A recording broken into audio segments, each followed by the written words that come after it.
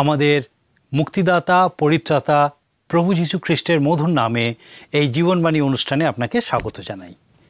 আমি সত্যি আজ খুশি এবং আমি প্রকৃতই নিজেকে সৌভাগ্যবান মনে করছি যে আজকে আমাদের এই অনুষ্ঠানে আমি আপনাকে স্বাগত জানাতে পারছি। আমি বিশ্বাস করি যে এটা আমার জন্য সত্যিই সৌভাগ্যের বিষয়। আমি খুশি যে আপনি আজকে আমাদের এই অনুষ্ঠানে উপস্থিত হয়েছেন এবং আপনাকে বলি যে এই অনুষ্ঠানে আমরা ঈশ্বরের বাক্য বাইবেল থেকে ধারাবাহিকভাবে আলোচনা করছি। আমার বিশ্বাস আপনি আমাদের সঙ্গে এই অনুষ্ঠানে আগেও উপস্থিত থেকেছেন, আর যদি আপনি আজকে নতুন আমাদের এই অনুষ্ঠানে যোগদান করেছেন তাহলে আপনাকে বলি যে আমরা বাইবেল থেকে লোকলিখিত সুসমাচার থেকে আলোচনা করছি।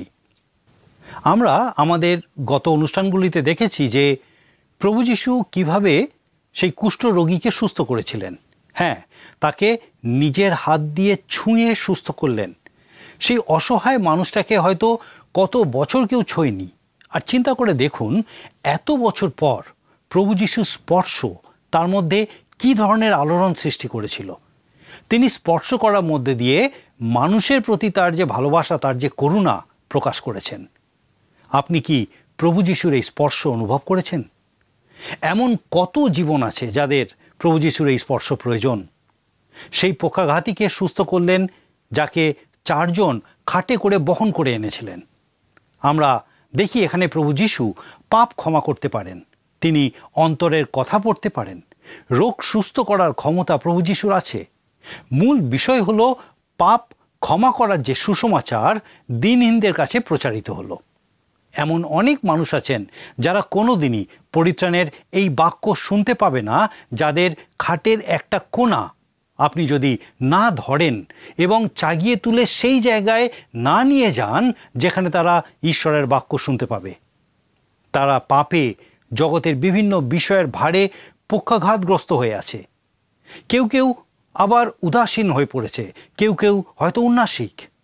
এরা হয়তো কোনোদিনই প্রভু যীশুর এই কথা শুনতে পাবে না, তোমার পাপ ক্ষমা হলো। আপনি কি এই লোকেদের খাটের কোণা চাগিয়ে তুলে নিয়ে প্রভুর সামনে রাখবেন না? প্রভু যীশু আশা করেন যে আমরা তার প্রেমের কথা, সুসমাচার মানুষের কাছে পৌঁছে দেব, যেন তারা প্রভু যীশুর এই কথা শুনতে পায়, তোমার পাপ ক্ষমা হলো। প্রভু যীশু পাপীদের জন্যই এসেছিলেন, অসুস্থদের জন্য এসেছিলেন, যেন তারা সুস্থতা লাভ করার পথ পায়। এমন অনেক মানুষ আছেন যারা তাদের এই পাপ থেকে উদ্ধার লাভ করার প্রয়োজনীয়তা কখনোই অনুভব করে না।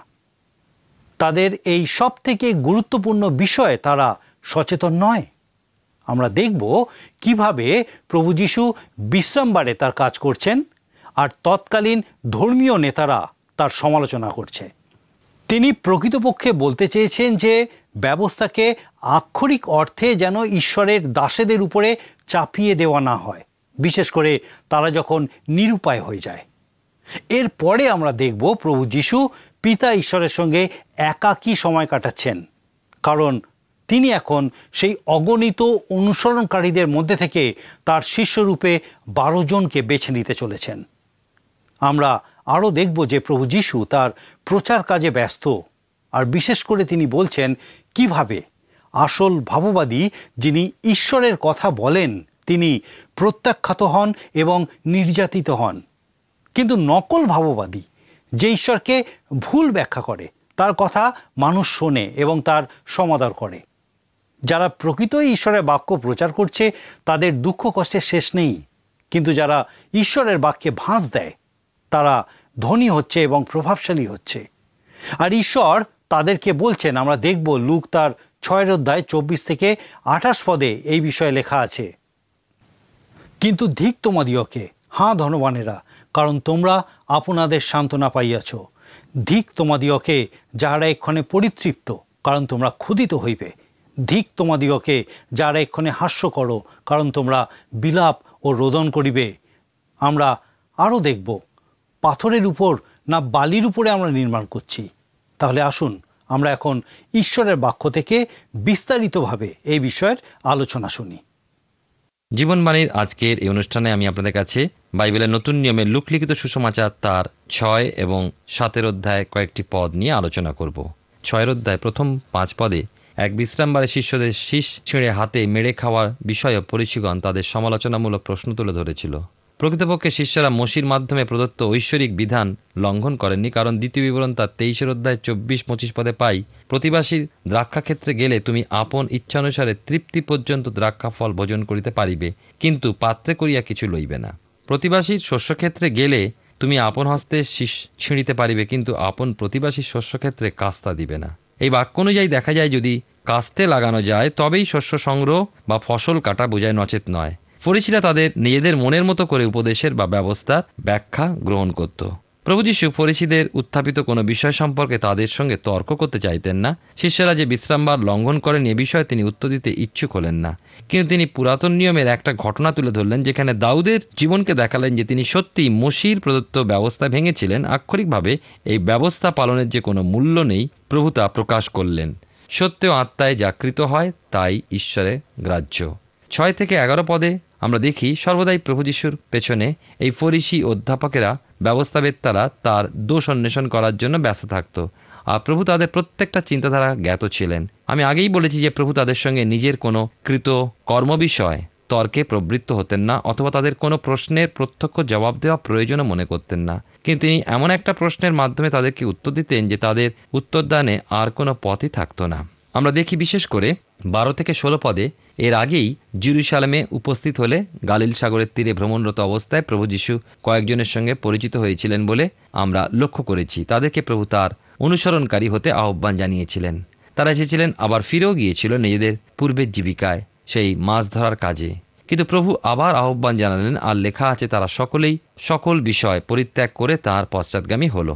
এখন আমরা আসি তৃতীয় পদক্ষেপে, যখন প্রেরিত হওয়ার উদ্দেশ্যে তিনি তাদের মনোনীত করলেন।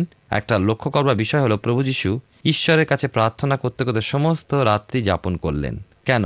কারণ তিনি তাঁর শিষ্যদেরকে মনোনীত করতে চলেছেন, যাদের মধ্যে হতে প্রেরিত নির্বাচিত হবেন। এই মনোনয়নের পূর্বে তাই তিনি সমস্ত রাত্রি প্রার্থনায় অতিবাহিত করলেন। এই শিষ্যদের মধ্য থেকেই একজন করবে তাঁর সঙ্গে বিশ্বাসঘাতকতা, এদের মধ্যবর্তী অপর একজন তাকে করবে অস্বীকার, কিন্তু পরে ওই ব্যক্তি মনোপরিবর্তন করবে। যাই হোক, এ বিষয়ে সুস্পষ্ট যে ঈশ্বরের বিশেষ ব্যক্তিরা তার মনোনীত। প্রার্থী অনেকজন রয়েছে, হতে পারে, কিন্তু যোহন তার সুসমাচারে উল্লেখ করেছেন 15-16 পদে প্রভুর মুখনির্গত বাক্য, তোমরা যে আমাকে মনোনীত করিয়াছ এমন নয়, কিন্তু আমি তোমাদিওকে মনোনীত করিয়াছি, আর আমি তোমাদিওকে নিযুক্ত করেছি যেন তোমরা গিয়া ফলবান হও। পুত্র ঈশ্বর প্রভু যীশু মানব পুত্র হয়ে প্রয়োজনীয়তা অনুভব করলেন তাঁর এই শিষ্য মনোনয়নের পূর্বে সমগ্র রাত্রিব্যাপী প্রার্থনার। ঈশ্বর মনোনীত সন্তানেরা বহু প্রার্থনার ফল, সুদৃঢ় প্রার্থনার ভিত্তির উপরে ঈশ্বরের মনোনীতরা বা প্রেরিতরা দাঁড়িয়ে রয়েছেন, আমরা যেন ভুলে না যাই। 17-19 পদে দেখি, তিনি প্রেরিতদের নিযুক্ত করলেন এবং তাদের সঙ্গে এক সমান ভূমিতে নেমে দাঁড়ালেন না। তিনি উচ্চ এক আসন প্রেরিতদের মধ্যে গ্রহণ করেননি, সেই সমান ভূমিতে তাদের সঙ্গে এক হয়ে দাঁড়াবার জন্য নেমে এলেন।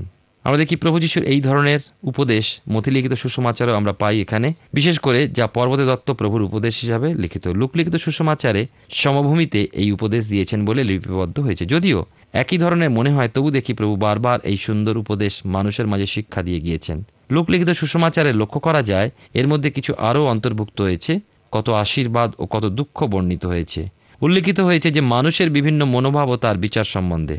জনসমাবেশে প্রভু এই সুন্দর সুন্দর মূল্যবান উপদেশ দিয়ে চলেছিলেন, যেন মানুষ নিজে সেই আলোকে দেখতে শেখে এবং একটা ঐশ্বরিক জীবনযাপনের উদ্দেশ্যে পরিত্রাণ গ্রহণ করে। 6-20-22 পদে এই অংশে মথিলিখিত সুসমাচারে প্রকাশিত পর্বতে দত্ত প্রভু যীশুর উপদেশ সদৃশ্য। এই উপদেশ বিভিন্ন স্থানে বিভিন্নভাবে প্রভু বলেছেন। 23 পদ থেকে এক নতুন বিষয় আমরা লক্ষ্য করি। ঈশ্বরে ভাববাদীগণের প্রতি মানুষের যে কি মনোভাব ছিল, মানুষ কিভাবে তাদেরকে গ্রহণ করেছিল, সে বিষয় এই পদে প্রকাশ পেয়েছে।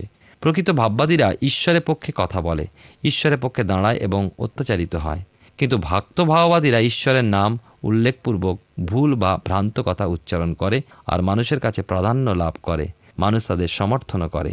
20 পদ থেকে 22 পদের মধ্যে যে দিনহীন, ক্ষুধিত, দুর্বল, ঘৃণিত, ক্রন্দনরত, তাড়িত, নিন্দিত এবং মন্দ বলে অভিহিত ব্যক্তিদের বিষয়ে বলা হয়েছে, সে সকল বিষয় পুরাতন নিয়মে দেখা যায়। আজও সে বিষয় সত্য হয়ে চলেছে। ঈশ্বরের লোক যিনি ঈশ্বরের বাক্য প্রচার করেন, তাকে মন্দ হিসাবেই এই জগতে পরিগণিত হতে হয়। যদি ক্লেশের মাধ্যমে না যেতে হয়, বুঝতে হবে কোথাও ভুল হয়ে গিয়েছে। ঈশ্বরের প্রকৃত সন্তান এই জগতে সুখ্যাতিযুক্ত হতে পারে না। সেক্ষেত্রে ভক্ত ভাববাদী বা ঈশ্বরেতে প্রবঞ্চনা করে তাদের জন্য সুনাম ও প্রাচুর্য রয়েই যায়। 24 থেকে 28 পদে পাই লোকলিখিত সুসমাচারের 6 অধ্যায় যে এই পার্থিব দিনগুলোতে জগৎ এমন মানুষগুলোকে দেয় প্রাচুর্য, সুখ্যাতি, সুখ, আনন্দ, তাই ঈশ্বরের আর তাদেরকে কিছু দেওয়ার থাকে না। তারা ঈশ্বরের কাছে কিছু আশা না করুক।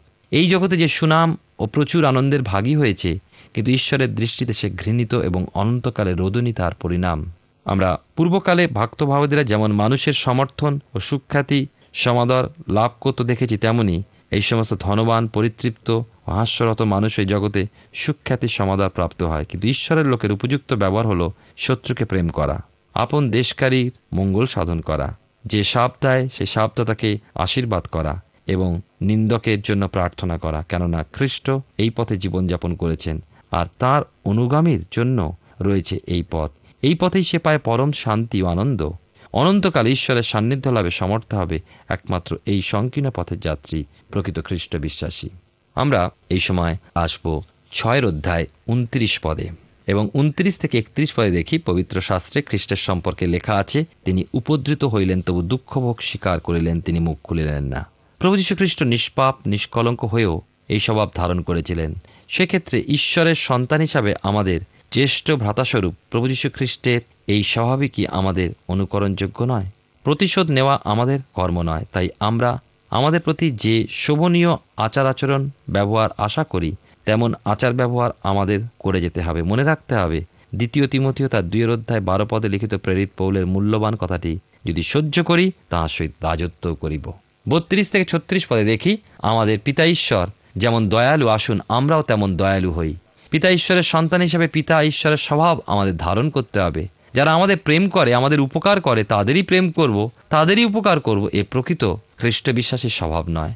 খ্রিস্ট যীশু যেমন ক্রুশের উপরে তাঁর শত্রুদের জন্য ক্ষমা প্রার্থনা করলেন, কারণ তাদেরকে প্রেম করলেন, তাদের পাপ সকল গণনা করলেন না।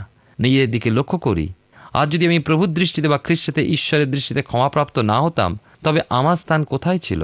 তেমনি নিজে ক্ষমা লাভে যেমন ধন্য হয়েছি, সেই প্রকার আমার প্রতি অপরাধী ব্যক্তিকেও আমি প্রেম ও ক্ষমা করতে বাধ্য। প্রিয় ভাই ও বোন, খ্রিস্ট যীশু জগতে জন্মগ্রহণ করলেন মানবজাতির প্রতি অসীম প্রেমে।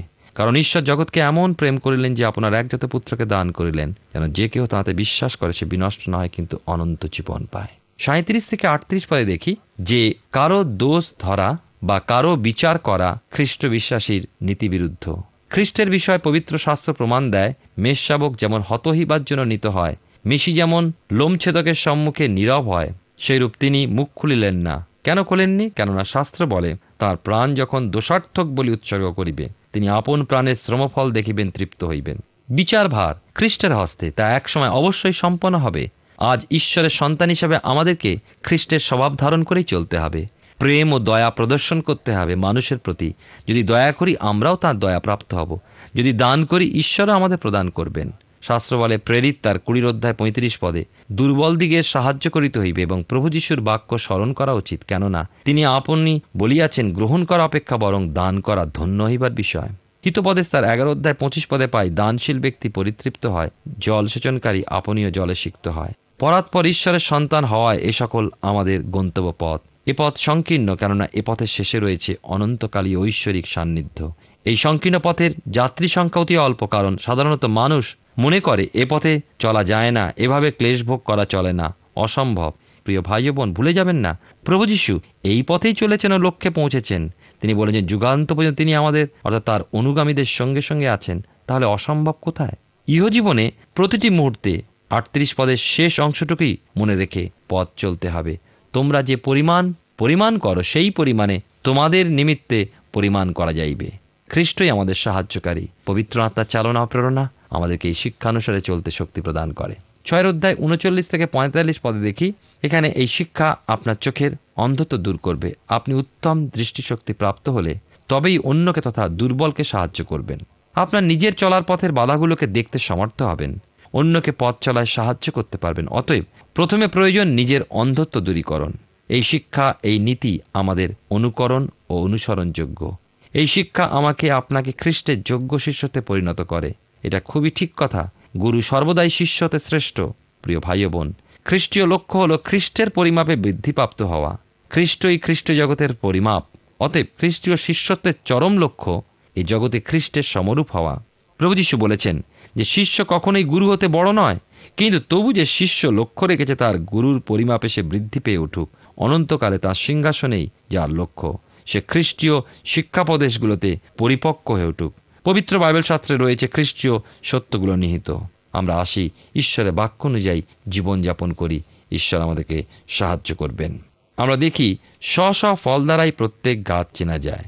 হ্যাঁ, এই জগতে এক পৃথকীকৃত জীবনযাপন করতে হয় খ্রিস্ট বিশ্বাসীকে, যে পরিপক্ক হয়ে ওঠার লক্ষ্যে দৌড়ায়। তাহলে আপনি কোথায় সহভাগিতা রক্ষা করবেন? প্রভুই বলেছেন, তোমরা তাহাদের ফল দ্বারাই তাহাদেরকে চিনিতে পারিবে। খ্রিস্টের উত্তম শিক্ষামালায় চালিত মানুষকে চিনে নিয়ে খ্রিস্টের ফলকে আস্বাদন করুন, খ্রিস্টের স্বভাব লক্ষ্য করুন, সেই স্বভাবেতে সহপন্ন হয়ে ওঠার প্রচেষ্টা ও লক্ষ্যে চালিত সহভাগিতার সংস্রবে নিজেকে গেঁথে তুলুন। আমরা দেখি 6 অধ্যায় 46 থেকে 49 পদ। এই অংশে দেখি শাস্ত্র বলে, আমরা যদি প্রভুকে প্রেম করি তাহলে তার আজ্ঞা সকল পালন করি।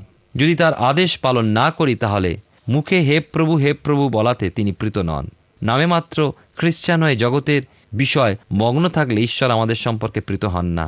আমাদের খ্রিস্টের ক্রুশের নিচে আসতে হবে, সেই ক্রুশেতে লম্ববান খ্রিস্টেতে বিশ্বাসপূর্বক গ্রহণ করে তার আজ্ঞা উপদেশ পালন করতে হবে। ক্রুশেতে ঈশ্বর প্রভু যীশু খ্রিস্টেতে আমাদেরকে নতুন সৃষ্টি করেন। এই নতুন সৃষ্টি মানুষ হয়ে খ্রিস্টের শিক্ষায় শিক্ষিত হয়ে তা পালন করতে হবে। এইভাবে নিজেকে গেঁথে তুলতে হবে এক সুদৃঢ় গাঁথনি স্বরূপে। এই গাঁথনিটির ভিত্তি সুগভীর ও সুদৃঢ় হবে। ভিত্তিমূল স্থাপিত হবে পাষাণের উপরে, নির্মিত হবে উত্তম রূপে। এমন গাঁথনিটিতে বন্যা ও জলস্রোত এসে বেগে লাগলে সেই গাঁথনি বা গৃহটি হেলে পড়ে না। আমরা দেখি অধ্যায়টিতে হতে প্রকাশ পায় যে আমি ঈশ্বরের সম্মুখে কত হীন, কত ক্ষুদ্র। আমি পূর্ণতার উদ্দেশ্যে দৌড়ে চলেছি সত্যি, কিন্তু আজও কতবার পরাজয় ঘটেছে, কতবার দুর্বল হয়ে পড়েছি। সিদ্ধতার পথে আজও ঘটছে পতন, কিন্তু আমি এ বিষয়ে স্থির নিশ্চিত যে আমি যে শৈলের উপরে, যে পাষাণের উপরে আমার আত্মিক গৃহটি গভীর ও দৃঢ় ভিত্তি মূলসহ গেঁথে চলেছি তা প্রভু যীশু খ্রিস্ট, এবং সেই জন্য শেষ পর্যন্ত ওই গৃহের গাঁথনিও স্থির অবিচল হয়ে দৃঢ়ভাবে দাঁড়িয়ে থাকবে। জলস্রোত বন্যা বেগে আসার মতো সংকট, ক্লেশ ও পরীক্ষা ও সেই শৈলরূপী আশ্রয় প্রভু যীশু খ্রিস্টই আমাদেরকে উদ্ধার করবেন আর আমার প্রত্যাশা স্থানে পৌঁছে দেবেন। করিন্থীয়দের প্রতি প্রেরিত পৌলের প্রথম পত্রে তার 3 অধ্যায় 11 পদে তিনি বলেছেন, কেননা কেবল যা স্থাপিত হইয়াছে তাহা ব্যতীত অন্য ভিত্তিমূল কেহ স্থাপন করিতে পারে না। তিনি যীশুখ্রিস্ট। আপনার জীবনে আপনি গাঁথনিটি কোথায় গেঁথেছেন?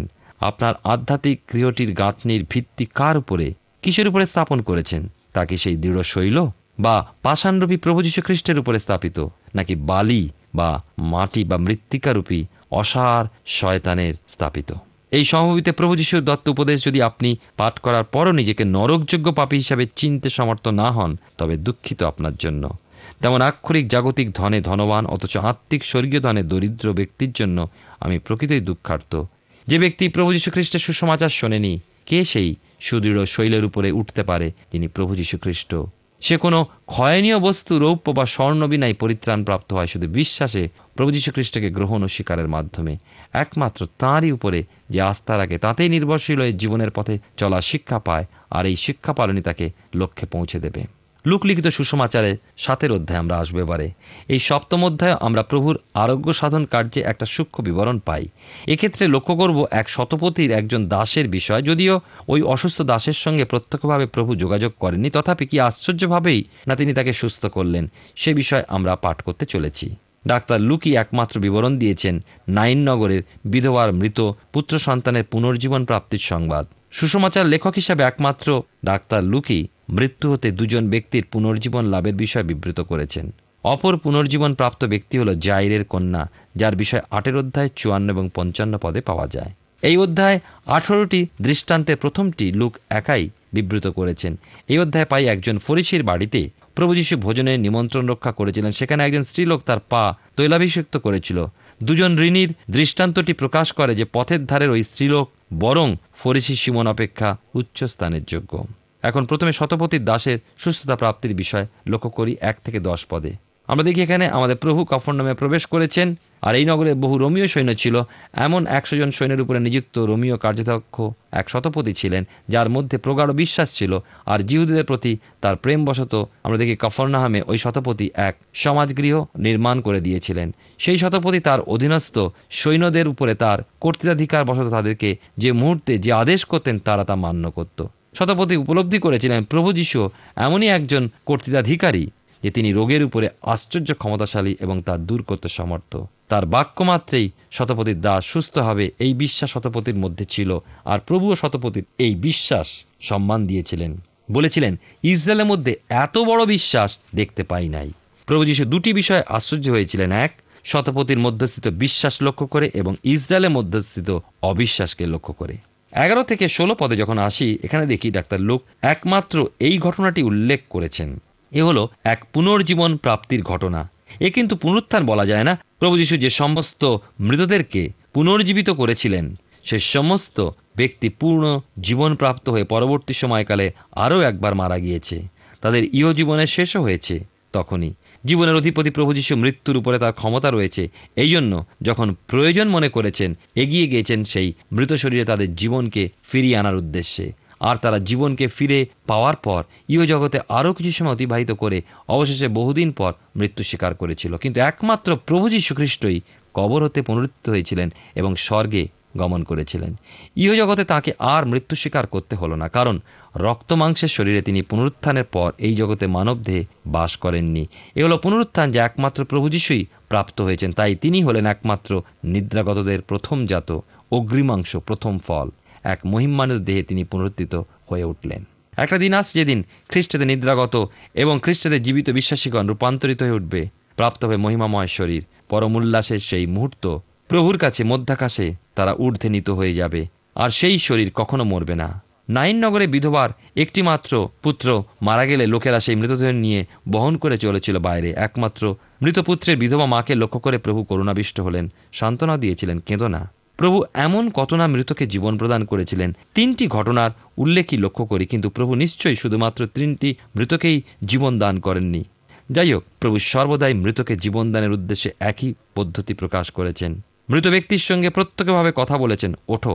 অতএব পরম আনন্দের বা উল্লাসের দিনেও তিনি তার মনোনীত বধূ মণ্ডলীকে, বিশ্বাসীকে গোপন আগমনের মুহূর্তে এইভাবে আহ্বান করবেন, প্রত্যক্ষভাবে তার সঙ্গে কথা বলবেন, উঠে এসো। মণ্ডলী তার কণ্ঠস্বর শুনবে। হ্যাঁ, শুধু বধূমণ্ডলী শুনতে পাবে তার প্রিয় স্বর। পবিত্র শাস্ত্রতে 1 থেসলোনিকে তার 4:16 থেকে 17 পদে দেখতে পাই, লেখা আছে, কারণ প্রভু স্বয়ং আনন্দধ্বনি সহ, প্রধান দূতের রব সহ এবং ঈশ্বরের তুরিবাদ্য সহ স্বর্গ হইতে নামিয়া আসিবেন, আর যাহারা খ্রিস্টে মরিয়াছেন তাহারা প্রথমে উঠিবে। পরে আমরা যাহারা জীবিত আছি, যারা অবশিষ্ট থাকিব, আমরা আকাশে প্রভুর সহিত সাক্ষাৎ করিবার নিমিত্ত একসঙ্গে তাহাদের সহিত মেঘযোগে নীত হইব, আর এই রূপে সতত প্রভুর সঙ্গে থাকিব। তিনি আমাদের জন্য আসছেন এক আনন্দধ্বনি সহ, তার কণ্ঠস্বর প্রধান দূতের রব ও ঈশ্বরের তুরিবাদ্যের ন্যায় শোনা যাবে। অন্যান্য কোনো আশ্চর্য কার্য সাধনের সময় এইভাবে আহ্বান জানাচ্ছেন না, কিন্তু মৃতকে পুনর্জীবন দানের সময় এই একই পদ্ধতি তিনি প্রদর্শন করেছেন, ব্যক্তির সঙ্গে প্রত্যক্ষভাবে কথা বলেছেন। প্রিয় ভাই ও বোন, আপনার জীবনের লক্ষ্য কী? আপনার জীবনের প্রত্যাশা কী? শুধুই কি এই জাগতিক বিষয়ে সীমিত? আপনার কি ধারণা মৃত্যুতেই জীবনের সমস্ত কিছুর শেষ? এই পাঠ হতে কি আপনি আপনার লক্ষ্য, প্রত্যাশা সম্পর্কে এবং মৃত্যুর পরবর্তী অনন্তকালীন জীবন সম্পর্কে সুনিশ্চিত ধারণা লাভ করেছেন? প্রভু যীশু খ্রিস্ট মানব পরিত্রাতা, মৃত্যুঞ্জয়ী পুনরুত্থিত। তার প্রথম আগমন, মৃত্যু ও পুনরুত্থান, স্বর্গারোহণ যেমন বাস্তব ঘটনা, তেমনি তার গোপন আগমন, দ্বিতীয় প্রকাশ্য আগমন ও বিচার সকলই বাস্তবভাবে সম্পন্ন হবে। তাঁর সম্মুখাসম্মুখী হয়ে তাঁর সাক্ষাৎ লাভের জন্য আপনি প্রস্তুত আছেন কি? প্রভুর মুখ হতে ঊর্ধ্বে নীত হওয়ার জন্য তার আহ্বানের অপেক্ষায় আছেন তো? শুধু এই জগতে আশ্চর্যভাবে সমস্ত বিষয় প্রাপ্তি ও সমস্যার সমাধানের উদ্দেশ্যে নয়, কিন্তু অনন্তকালে তার সঙ্গে স্বর্গীয় মহিমায় বাস করার উদ্দেশ্যে আসুন। বিশ্বাসপূর্বক ধৈর্য সহ এই জগতে আমাদের প্রবাসকাল যাপন করি। ঈশ্বর আপনার জীবনে মঙ্গল করুন। আমরা ঈশ্বরের বাক্য লোকলিখিত সুসমাচার থেকে দেখছিলাম। আমার বিশ্বাস ঈশ্বর নিশ্চয়ই তার জীবন্ত বাক্যের মধ্যে দিয়ে আপনার সঙ্গে কথা বলেছেন। আমরা দেখলাম প্রভু যীশু একান্তে প্রার্থনার মধ্যে দিয়ে সেই 12 জনকে তার বিশেষ শিষ্যরূপে মনোনীত করলেন। লক্ষ্য করুন, ঈশ্বর যাদেরকে ব্যবহার করতে চান তাদেরকে সর্বদা মনোনীত করা হয়, বেছে নেওয়া হয়। যোহন তার 15 অধ্যায় 16 পদ বলে, তোমরা যে আমাকে মনোনীত করিয়াছ তা নয়, কিন্তু আমি তোমাদিগকে মনোনীত করিয়াছি। আজকের দিনে আমরা নিজেদের জ্ঞান বুদ্ধি, ইচ্ছা, অনুভূতি ইত্যাদি ব্যবহার করি কিছু সিদ্ধান্ত নেওয়ার জন্য, বেছে নেওয়ার জন্য। কিন্তু আমাদের উচিত যে কোনো সিদ্ধান্ত নেওয়ার আগে ঈশ্বরের সঙ্গে সময় দেওয়া, যেন সঠিক সিদ্ধান্ত নিতে পারি। খ্রিস্টের পথে আমাদের চলা উচিত। এই পথেই আমরা পাই পরম শান্তি ও আনন্দ। এই পথ সংকীর্ণ, কারণ এই পথের শেষে রয়েছে অনন্তকালের ঐশ্বরিক সান্নিধ্য। এই সংকীর্ণ পথের যাত্রী সংখ্যা অতি অল্প, কারণ সাধারণত মানুষ মনে করে এই পথে চলা যায় না, এভাবে ক্লেশভোগ করা চলে না, অসম্ভব। কিন্তু প্রিয় ভাই ও বোন, ভুলে যাবেন না, প্রভু যিশু এই পথে চলেছেন ও লক্ষ্যে পৌঁছেছেন। আমরা গৃহ নির্মাণের বিষয় দেখেছি। আপনার আধ্যাত্মিক গৃহ ভিত্তি কার উপরে, কিসের উপরে স্থাপন করেছেন? তা কি সেই দৃঢ় শৈল, পাষাণ রূপ প্রভু যীশু খ্রিস্টের উপরে স্থাপিত, নাকি বালি, মাটি, মৃত্তিকার উপরে স্থাপিত? খ্রিস্টের উপরে সহজ সরল বিশ্বাসে তার কাছে আসুন আর তার উপর সম্পূর্ণ নির্ভর করুন। সেই শতপথী প্রভু যীশুর কর্তৃত্ব, তার অথরিটি উপলব্ধি করেছিলেন যে তার বাক্যই অলৌকিক কাজ করার জন্য যথেষ্ট। আর প্রভু যীশু একদিকে তার এই অগাধ বিশ্বাস, নির্ভরতা দেখে অবাক হয়েছেন, আর অন্যদিকে ইসরায়েল জাতির অবিশ্বাস দেখে অবাক হয়েছেন। আজকে প্রভু যীশু আপনার কোন বিষয়ের জন্য অবাক হচ্ছেন? বিশ্বাস, নির্ভরতা, নাকি অবিশ্বাস, উদাসীনতা? চিন্তা করুন, চিন্তা করুন যে আজকে প্রভু যীশু যখন আপনার দিকে দেখছেন, তিনি কি দেখছেন আপনার জীবনে। আসুন প্রার্থনা করি।